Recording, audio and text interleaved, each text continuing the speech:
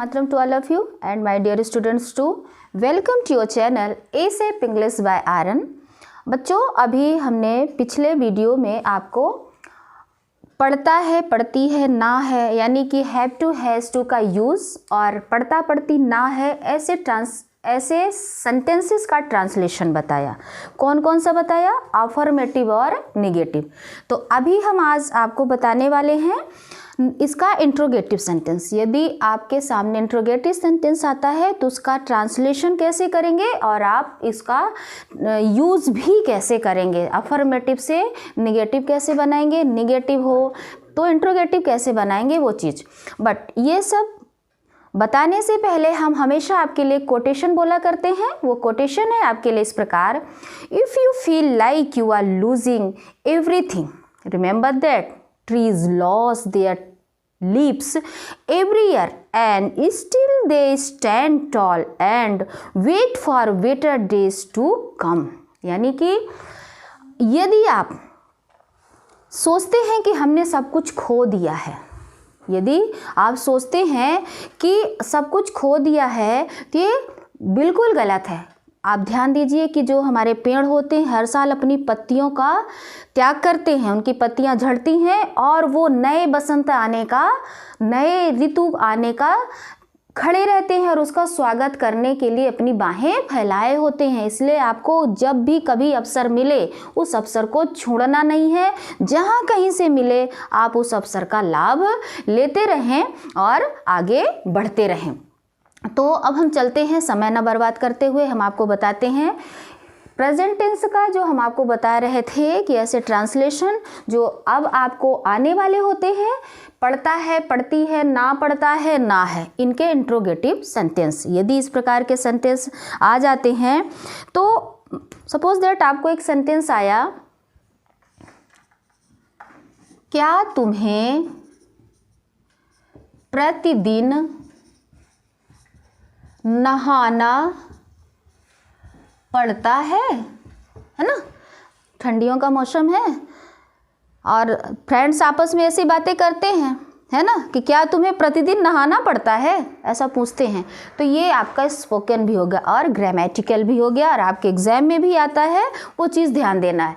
तो क्या तुम्हें प्रतिदिन नहाना पड़ता है, यदि आपके एग्जाम में ऐसा ट्रांसलेशन आ गया तो आप क्या करेंगे?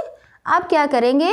उसी का मैं बहुत ही सरल वे पे, बहुत ईजी वे पे यहाँ पे रूल बताने वाले हैं जो आपको ध्यान देंगे। तो ध्यान क्या देना है आपका? जैसे पिछले वीडियो में हमने बताया, यदि हमारा subject I, we, you, they and plural है, ये चीज़ पूरे ट्रांसलेशन में हमारा चलने वाला है।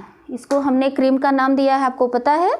ये पूरे ट्रांसलेशन में आपके चलने वाला ये चीज़ यदि आपने अपने माइंड में, अपने ब्रेन में बैठा लिया है तो कोई भी ट्रांसलेशन किसी भी प्रकार का आएगा, कोई भी कहीं भी डाउट नहीं होगा। तो ध्यान देंगे कि यदि आई, वी, यू, दे और प्लूरल आता है तो सबसे पहले यह कौन सा ट्रांसलेशन हमारा? By no translation, by no question है। ये कौन सा है? बाय ऑब्लिक नो क्वेश्चन है। ये by oblique no question, yes no means जिसका आंसर आपको यस या नो में देना होता है। ऐसे क्वेश्चन है ये जिनका आंसर आपको यस या नो में देना पड़ता है। जैसे क्या तुम्हें प्रतिदिन नहाना पड़ता है, ट्रांसलेशन तो है बट इसका आंसर कैसे आएगा? हाँ या ना। यदि नहाना पड़ता है तो हाँ बोलेगा, नहीं नहाना पड़ता तो ना बोलेगा। बट इसका आंसर हमको किस में मिल रहा है? यस या नो में। तो आप ऐसा इनका यूज करने के लिए हम क्या करेंगे? इनके साथ में सब्जेक्ट के पहले हम लगाएंगे हैव का यूज़ करेंगे। फिर क्या लगाएंगे? सब्जेक्ट का यूज़ करके, सब्जेक्ट यूज करने के बाद फिर हम टू का यूज करेंगे। किसका यूज करेंगे? टू का। सिंपल वे पे आप देखें तो हैव और टू के बीच में सब्जेक्ट आएगा, हैव और टू के बीच में सब्जेक्ट रहेगा। ठीक, नेक्स्ट है हमारा, यदि he, she, it singular and name है तो फिर हम क्या करेंगे, उसी तरह से जाएंगे हम, तो हैज़ लगाएंगे, फिर हैज़ लगाने के बाद हमारा सब्जेक्ट यूज किया जाएगा, फिर टू। ठीक, अब चलते हैं इसका स्ट्रक्चर, इसका ट्रांसलेशन कैसे करेंगे, वो सूत्र, वो स्ट्रक्चर, वो संरचना क्या होती है, उस चीज़ को हम ध्यान देंगे। तो चलते हैं हम स्ट्रक्चर इसका बनाते हैं। स्ट्रक्चर है हमारा, क्या बनाएंगे हम कि सबसे पहले हमने लगाया हैव ऑब्लिक हैज़ का यूज़ किया। ठीक, फिर क्या आ गया हमारा, फिर आया हमारा सब्जेक्ट आया, फिर टू का यूज़ किया गया, और इन दोनों की स्थितियों में हम एम भी का फर्स्ट फॉर्म लगाएंगे।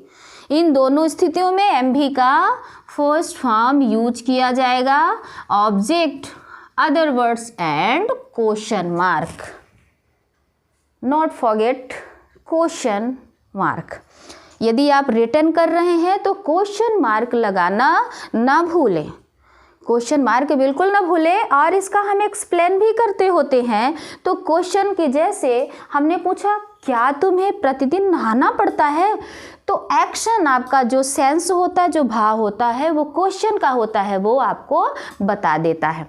तो अब इसका ट्रांसलेशन अब हम बता देते हैं। इसका ट्रांसलेशन क्या होगा, ध्यान देंगे। यहाँ पे सब्जेक्ट हम देखेंगे क्या है, सब्जेक्ट हमारा यू, यू पे क्या लग रहा है हमारा, हैव का यूज पहले करेंगे। तो हैव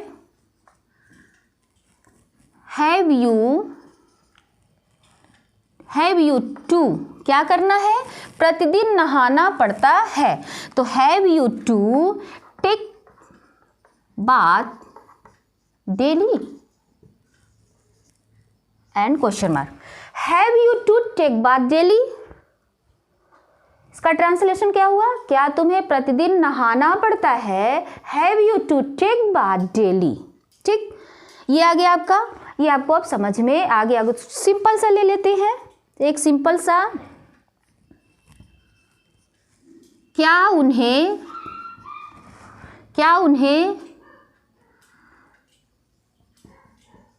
क्रिकेट खेलना पड़ता है। ठीक, क्या उन्हें क्रिकेट खेलना पड़ता है, उन्हें के स्थान पे हम उसे कर देते हैं, तो आपका दूसरा सेंटेंस भी क्लियर हो जाएगा। क्या उसे, ठीक, क्या उसे, ठीक है ना, क्या उसे प्रतिदिन क्रिकेट खेलना पड़ता है। तो देखेंगे इसके अकॉर्डिंग हम चलेंगे। सब्जेक्ट हमारा क्या है, सिंगुलर पे है, तो हमने लगाया has he to play cricket. क्या उसे क्रिकेट खेलना पड़ता है, has he to play cricket and question mark. ठीक, अब आपको ये समझ में आ गया होगा कि कहाँ पर क्या कैसे यूज करना है। अब आपका क्या क्या कौन कौन से कॉन्सेप्ट क्लियर हो गए हैं। हैव टू, हैज़ टू किस में यूज किया जाता है, प्रेजेंट टेंस में। किस कॉन्सेप्ट में क्या आता है आपका, पढ़ता है, पढ़ती है, ना पढ़ता है, ना है। यदि ऐसे सेंटेंसेस का ट्रांसलेशन करना होता है तो हम इस कॉन्सेप्ट के अकॉर्डिंग ट्रांसलेशन करते हैं, इस के अकॉर्डिंग ही ट्रांसलेशन करते हैं। इसी प्रकार से हमारा अब आगे जा कर के आपका इंट्रोगेटिव निगेटिव है, यानी इंट्रोगेटिव निगेटिव सेंटेंस जो है, डबल इंट्रोगेटिव और डबल इंट्रो निगेटिव सेंटेंस, वो आप पुराना यदि वीडियो देखेंगे प्रेजेंट इंडेफिनिट के जैसे ही है, तो ये चीज़ भी आपको बन जाएगा। एक सेंटेंस इसमें हम पूछ लेते हैं, जिसका आंसर आपको कॉमेंट बॉक्स में देना है। उसका ट्रांसलेशन करना है आपको, वो इस तरह से है, ध्यान देंगे आप। कमेंट बॉक्स में आंसर देना है इसका, क्या उसे खिलौने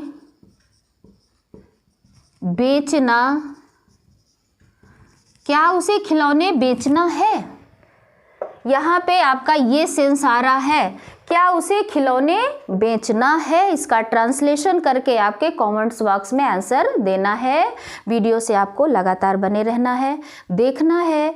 एसेप इंग्लिश बाय आर्यन को सब्सक्राइब करना है और बेल आइकन को हिट कर देना है, ताकि हमारा न्यू नोटिफिकेशन मिलता रहे और आपका बेसिक ग्रामर का नॉलेज भी प्राप्त होता रहे। वीडियो देखने के लिए बहुत बहुत धन्यवाद। Thank you so much.